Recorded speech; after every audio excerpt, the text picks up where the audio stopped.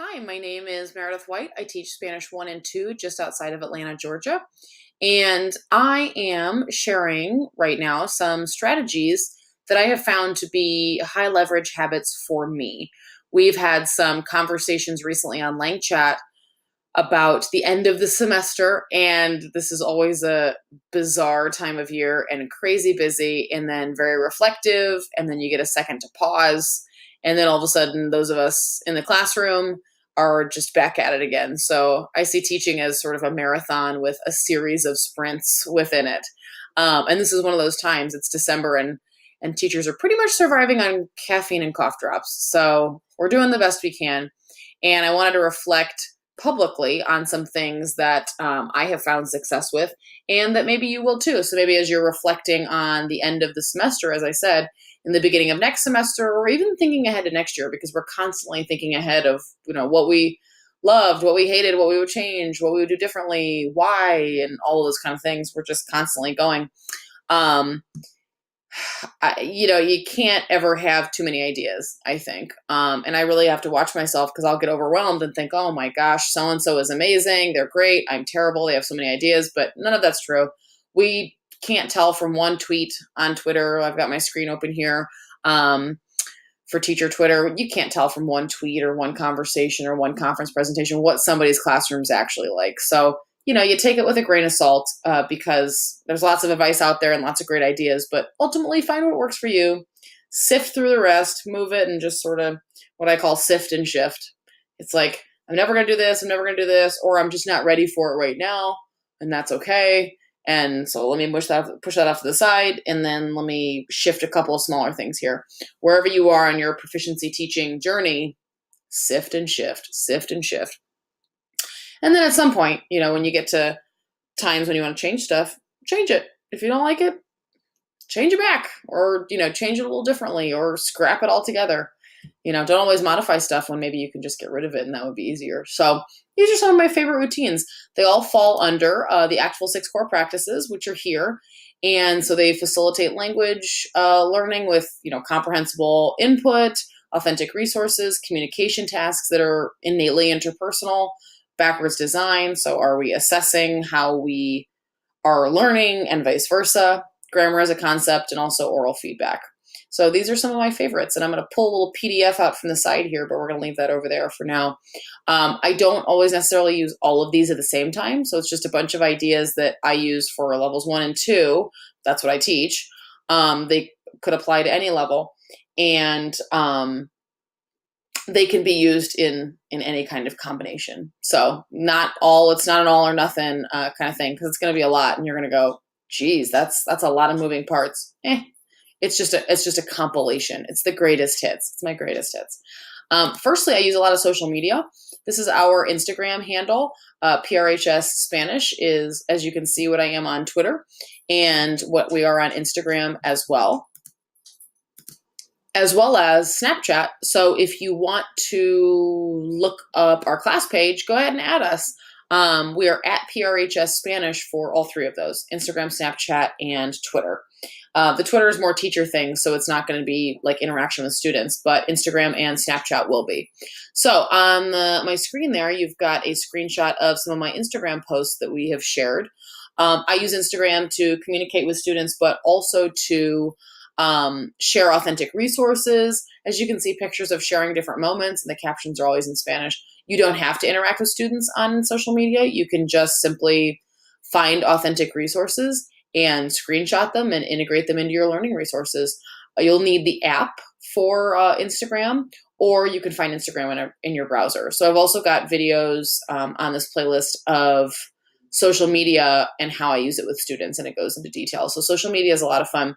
Even opening class with a couple of screenshots from authentic Instagram pages is fun at the beginning of a class period.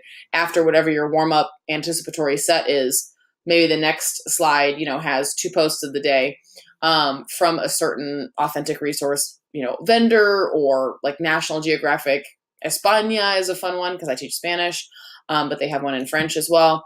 And so those can be really fun and high interest, because kids recognize the format, like, oh, cool, that's Instagram. And they're not having to like analyze what kind of text it is, they can see photo, caption, it's all in the target language. It's pretty cool. So you don't have to interact with students, but it's good for input as well. I also like to use a lot of polling in my class, and I use Mentimeter. I've been calling it Mentimeter for almost 2 years. And then they corrected me on Twitter. It's Mentimeter. So I'm still working on that. But Mentimeter is great. I have the paid subscription, and I really love it because I use it all the time to poll my students on a scale like this one's on a scale of 1 to 5. Which one do you like more? So I like to poll them early in the week, like first thing Monday, and then use those polling results throughout the week. So let's come back and say, gosh, class, remind me, how many people, how many people liked running more than they like studying? Oh, 4.3 out of 5. And it's a chance to give a lot of really good input in the target language that you didn't have to come up with. It's sort of an authentic class resource of its own, not authentic resource as we know it, by native speakers, for native speakers, but in terms of one that is organic is probably a better word than authentic there. It's an organic resource created by your students, your actual, the people in front of you. Sometimes I think we try to teach former students or wish we had students, but you got to teach the people in front of you. And I love polling to do that sometimes. The slide feature is my favorite, but they have all kinds of questions. I find the slide feature also the easiest one to set up. So if I'm going to use a poll that often, or if I'm going to use polling that often, I don't want it to be like, another thing I have to like set up a million slides for in addition to all the other stuff. So I like to reuse the same slides, and I just stick with within those slides, the slide feature. So I really like Mentimeter, and I pay for it. I think it's worth it. So having said that, I usually poll at the beginning of class. So at the beginning of class, we also do our anticipatory set, which usually has some interpersonal questions.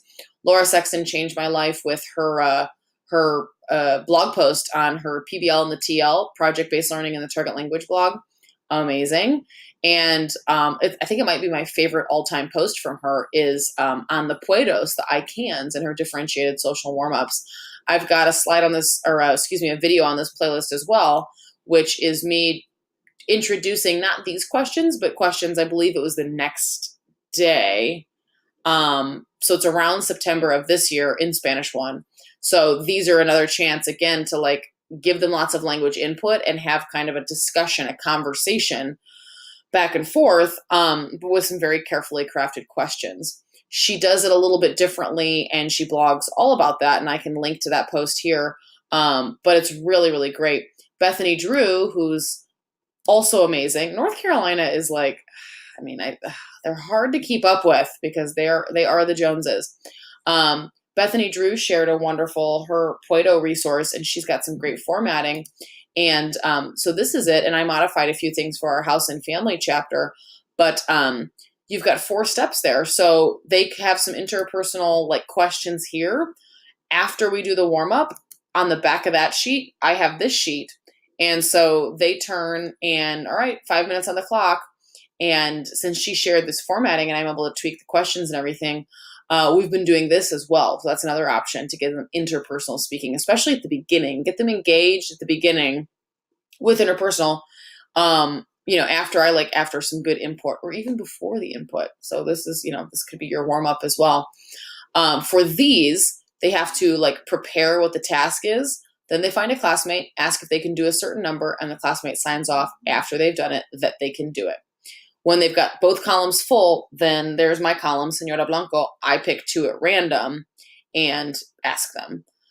So that can be a really great way for them to chat with you, but also, circulate throughout the room and do that kind of thing. So again, they're talking with each other, and it's not partner A, partner B, student A, student B, student 1, student 2, and they're just kind of, like sheet of paper back and forth, scripted. Of course they have sheet of paper, but in terms of like, now you say this and I say this, those conversations we've all taught with. I mean, at least unless you're amazing or a liar, but no, I'm just teasing. But like, unless you're amazing, I did those for years, like probably 5-6 years minimum. That I was using those, and I didn't know what else to do. So those can serve a purpose, but ultimately, the rest of the world doesn't have the workbook, and so we want to get our kids engaged in things that really, like, conversations they're actually going to have. So, like number 4, I forget to teach like hacer, and then I realize they don't know how to say like, what are you doing? What is he or she doing? What do you do? And I'm like, oh, sorry. So it's fun to have them, those kind of questions or those things that maybe you've realized you've overlooked or that you want to emphasize, integrated directly in. So now they have to do it, a bunch of times and hear it a bunch of times. So that's one option. Again, these are like warm-up options that you can do either by themselves. So my students, pick 5 below out of the 6 options, and then we do this other thing, or this is the, pick the options or whatever. They're all kinds of options on Laura Sexton's blog. My computer's doing like a flashy thing. We're getting lots of rain here, and so I just keep seeing like the internet kind of go in and out, and it's like, uh-oh. Anyway, so we may lose our recording here, but that's okay.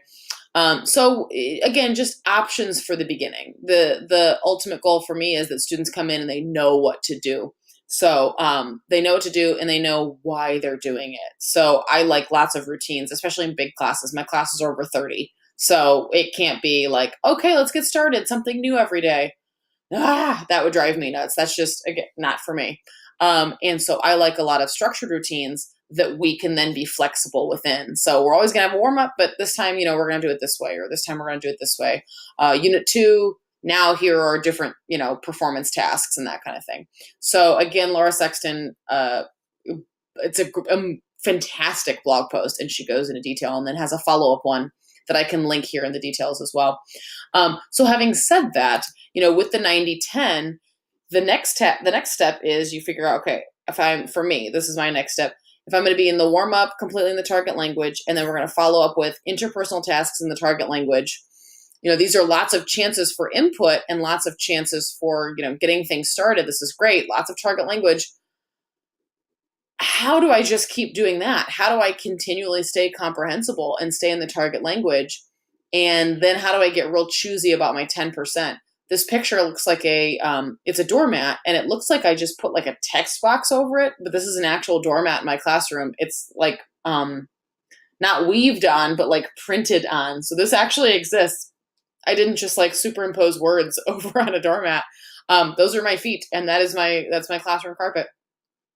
And so for level 2, when I got this doormat, this really helped me in level 2 stay in the target language when I was not on the doormat. So instead of getting overwhelmed by the 90% and going, oh my gosh, 90%, because I'm block scheduled, 90% of 90 minutes, I've got to stay, in the target language for like over an hour, yada, yada. Instead, focusing on the 10% made that easier to conceptualize for me. So you get really choosy about your English. Is it going to be, clarification and housekeeping? And that's usually mine. Clarification, housekeeping, and little side conversations sometimes, because at the end of the day, sometimes we can't always bond with our kids in the target language. I like a healthy mix of both, because I get teacher envy from other teachers. Like, oh, the history teacher gets to go on and on about, not go on and on, but go on a tangent about, a cool time in his or her life and how it relates to the history lesson. And I always have Jiminy Cricket on my shoulder going, back in the target language, back in Spanish. And so I find it it's a bit, it kind of game. It makes it sort of a game. Like, oh, do we need English? Say, permite inglés? Do we need English? Like, is that okay? All right. And I pop over and, stand on the doormat. Another thing you could do, which is not what I do, but probably should, and it's something I need to reflect on for second semester when level 2 starts, is that how kids now can speak English is they can only be like on the mat or on the rug or holding the ball or whatever like your indicator is. So that's pretty cool. I know a lot of people do that, and that's neat. So I know for me, it's just like, as long as I'm keeping in it, they're more likely to keep in it. So maybe the next step is including students to do it. And I have some students who will say permite inglés, and they'll hop over to it. But those are kind of your higher achieving students that want to stay in the target language. It's not a common thing. So that's something I'm reflecting on, is maybe making that the only way to speak English. And then you figure out how you either incentivize it or just motivate them to stick with the bit, because that could get, tiring and frustrating, especially for teenagers. Ugh, do I have to get up? Do I have to be on the mat? Yes. So deciding if that's, sort of the hill you're going to die on, like, no, by gosh, this is a thing that I'm going to do, and we're doing it. So I'm going to think about that, but I definitely do it for myself. And it's really nice because then it just becomes our thing. They kind of look, and you'll watch them look like, how far away is she from the mat? And they're like, oh, she's across the room. It's not even worth it. Just keep going in Spanish. And it's funny, especially with instructions, because, they figure it out eventually anyway. So those are all kind of before class, leading up to class. In terms of class, there's another video on here about sort of an everyday IPA. Don't panic. It's not an actual integrated performance assessment every single day. That would that's not sustainable. But it's just planning in ways that bring the three modes together. They're interpretive, interpersonal, and presentational modes. That brings all three together in a logically sequenced way. And it's probably things you're already doing. I was to a degree, but to a larger degree, I was just filling 50 minutes or filling 90 minutes for too long. And when I learned more about IPAs as assessments, I realized it's sort of on a micro level that works as a lesson planning template. So there's a video on the same playlist that goes into detail about that and shows some examples. But really, it's just making sure whatever they're listening to or reading leads to what they're talking about and leads then to what they're writing or speaking about. So it's just sort of logically sequencing, your class's learning episodes, which a lot of us, like I said, are already doing. So don't panic on that. As you can see at the bottom of these slides, some of them say goal. And so here's with the IPA, the everyday IPA planning format. Again, we're using everyday IPA loosely. And I just put 1/3 as in like 1/3 of class because it's, thing leads to thing leads to thing. In the novice levels, my interpretive and my interpersonal is way more than my presentational because I think it should be. They shouldn't be writing and speaking the equal time that they're reading and listening. It should be more of the reading and the listening as well as the interpersonal. But I have these little goals down here as just kind of a concrete way that if you're like, oh, that's kind of cool. Like, then what's the next step? Because that's sometimes what I struggle with is like, okay, cool. I love that idea. Now what do I do? So for me, I kind of broke them down into like, okay, here are manageable steps that that one can do. And do one, do all, do none. Totally up to you, obviously. The next thing within planning and getting those interpersonal tasks is the novelty. Novelty within the interpersonal can be hard because, again, I get programmed to that, like partner A, partner B, partner A, partner B. And then if you can color code a paper, oh my goodness, student A is blue, student B is green. Love. I love stuff like that. But I have to make sure that they're communicative tasks. What's the actual purpose? And does this reflect an actual conversation that they might have sometime in the future in the language? But also what's keeping it a little, sexier than just partner A, partner B, and how are they interacting with each other in other ways? I love games that they already know, like card games and Jenga. I love games like they play on The Tonight Show, like Jinx, Box of Lies, kind of like campfire classics like Two Lies and a Truth, Never Have I Ever, things like that are fun and interpersonal in nature. They are, and they're sort of, classics in that way. So instead of teaching them an all new game or having to create said all new game, I like to incorporate games that they probably already know and can teach each other and that we know are popular. So there's also a video on this playlist about just some simple games that you can either create with like decks of cards or, just simple stuff that are inexpensive in terms of resources as well as time. As we're doing those interpersonal tasks, and like I was saying with the warm-ups, I like to get my students talking to a lot of other students in class. So I will just print, thanks, Jessica Lovelace gave us the idea at KWLA to just incorporate your roster into class. So just printing out the whole roster and then adding questions. So suddenly now, instead of talking to just like their 5 same friends every time, students now have to work the room a little bit, and it becomes sort of, like a cocktail party or a dinner party or a tea party. It becomes like, oh, hi, what was your name? Oh, that's right, Johnny. ¿Cómo te llamas? Okay, thanks, Sydney. And they have to find out each other's names and chat with each other, and there's a communicative purpose. The questions at the top when answered, are basically, how they could construct a speaking response for this unit or a writing response.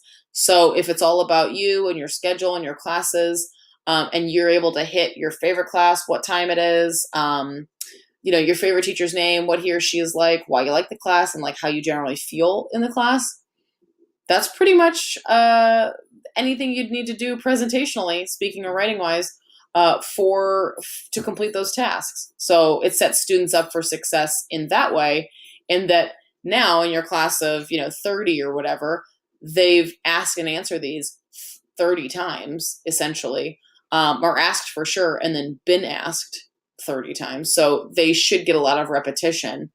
And just by plugging the answer in, just a small answer, yes, no, biology, at the end, you can then give like a class quiz. Okay, what is Johnny's favorite class? What did he say his favorite teacher's name was or is? And if they've done the interpersonal tasks as they should be, it keeps them accountable in that you can use your sheet, but you're basically taking a quiz on each other. So it's sort of a knockoff of what some people do with the special person interviews. I'm really bad at those, and I've just come to accept it. And so this is sort of, another version of that you can do. And I really like it because it keeps them accountable, like I said, for knowing who's who, as well as for talking to other people outside of their friend group or just the people they sit by. Another way you can do that, if you don't want to put the questions at the top and you just want to give them numbers, is you can all just number these columns. It all kind of depends on what your grading software is and what your report capabilities are. But I just numbered 15 questions at the bottom. So these are questions for them to ask each other, and most of them can be answered in like a yes, no, or like an abbreviation. So I wanted to go through them pretty quick, but ask some not pretty quick questions. They're simple, but they're not easy. And again, this can be your follow-up to your warm-up. And so this could be just printed on the back of that warm-up sheet or that other can-do sheet where they prepare the proficiencies and talk to somebody with the 3 columns. That this can just go directly on the back. So you've got 2 versions of interpersonal activities. It's a nice filler too when you want them to get through the whole class. And so you just do 5 or 6 people a day. By the end of the week, you've hit the whole class. But maybe they got ahead or they didn't quite get to it, and you've got 5 or 6 minutes at the end of class. You can say, go ahead and pull out your roster and go ahead and, talk to 6 more people. And that's pretty cool because they're like, oh, okay. And it's already a thing they have and they're already ready to go. And it's like, again, not another thing you have to prepare, but gets them, gets the repetition in without being super repetitive. And they get to know each other better. And ultimately, that's also a class objective, I think, especially in the novice levels. They need to be comfortable, and they need to be comfortable with each other. They need to be comfortable with us, and they need to feel like they belong. And I think getting them asking and answering a lot of questions helps to do that. And then in combination with polling them and getting their opinions, then it's like, oh, interesting. And then hearing them as you're listening and, to them talk to each other, you're like, oh, you know what? Sydney's more of a homebody too. Have you talked to Henry? I think you two need to be friends. I always try to friend match them up, which they find kind of funny, but I'm like a friend matchmaker. I'm like, I think you two need to hang out because you have a lot in common from what I'm hearing from you. And they're like, oh, and they kind of laugh, but then it's like, all of a sudden they're kind of accessible to each other in a way that isn't awkward, because the awkward part is what you've made them do. Like, oh, she's making us do these questions, so now I have to ask you. And then you're kind of like the one that made it happen, but really, so they don't have, they're not being awkward with each other. It's like you made them be awkward. And yeah, darn right I did.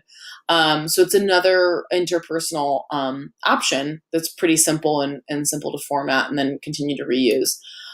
Furthermore, I've used this in the past, and I love to use this level 2. I like it with level 1 as well, but I really like it with level 2 is, so while they're having those conversations, maybe the talk rubric is something that you're interested in. If you want to circulate and you want to listen and you want to evaluate them as well, each letter in the word talk stands for something different. So you have talking in the target language, accuracy, listening, and K for TALK respectively. And then students get a point amount over the course of the week for how they did with each one. So if you say 5 weekdays, maybe you assess them like Monday, Tuesday, Wednesday, Thursday. And then over those 4 days, they get a score. So the score, say 3 points a day, 4 days can be 12 points is 100, 11 points is a 95, and so on. So like fewer than 4 points is probably a conversation. So the lowest they can get on this is a 60. And what's cool is it hits all the things, and you don't have to tell them what letter you're listening for. I like to not. They just know that I'm listening for one of them. So if you're listening for accuracy, you're like, okay, they're sustaining a conversation, and it's, maybe like conjugated, and you've got like full complete thoughts. Cool. That's not always necessary, and that's not always super authentic, but ultimately, if we want students to produce at the upper levels and do well on some of the assessments that, like, some of us, I'm in a place where I have to give certain ones, and certain levels look like a certain way. They need to be giving complete responses, and they need to be getting as grammatically accurate as possible. So, that allows for that with that accuracy. But then you've also got some cushion that is more flexible and a little bit more proficiency based, like, staying in the target language, listening. And I just love the kindness one too. Are you just blowing people off, or are you really engaged in conversation? I think sometimes with all the screens and all the things we have, that is becoming increasingly harder for students. And we're pretty much one of the only classes that assesses the interpersonal mode, which I think is pretty cool. So, let's keep doing that. And so I like the kindness piece. But this could be just a classwork grade, which is usually what I use it as. It's just you have a weekly talk grade. That's something that I like to plug in at the beginning of the semester. And so it's like week 1, talk, week 2, talk, week 3, talk. And you just have it each week from January to May or whatever. And so they can see, and they can see what's coming. Parents can see what's coming. But also then it keeps my gradebook organized. I like to go ahead and plug in those weekly things. I'm taking up your warm-up paper. We're going to have a talk grade. We're going to have this. It's like having several things going on. Again, routines, and then we can vary it up within those routines. So I really like the talk rubric while they're doing like these other interpersonal things that are scripted, but like not really. Not like we used to know it from like sort of a textbook or a workbook script. So I really like that. In terms of feedback, or what if you're doing formative assessments, like, something that's speaking or something that's writing, and they don't do it. So I'm also a little bit of a form junkie. I've got a lot of forms, and they are accessible on Twitter, but I'll also link them in the information section of this video to like retake forms, or request to do sub work late, because I'll have students who don't do the substitute work, and then when they come back, they're confused as to why they have a 0. So my sub work form to turn in late has a parent signature part, because I think everyone should be on the same page. So in reflecting just how many second chances we get in life, my friend Michael Camp and I really push that. And this is a tweet in the corner from Nectful last year. We get so many retakes in life, and especially if you're someplace like my district that's really encouraging mastery over time.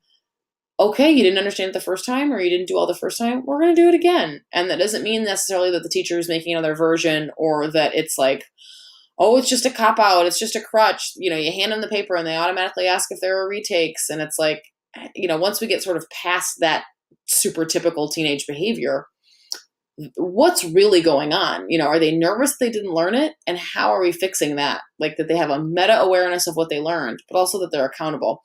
So I like a lot of forms. I do a lot of things like that. I just pop them into the folder that stays in class, and, they find a little paper that says, where did this paper, where did it go? Cause you didn't turn it in. Or, I didn't get your question roster, or you didn't do well when I quizzed you on, your classmates and what they like. So what's going on here? I have a variety of different things that they get, and I just put their name on the top, like you can see, and figure out what they're missing, and we go from there.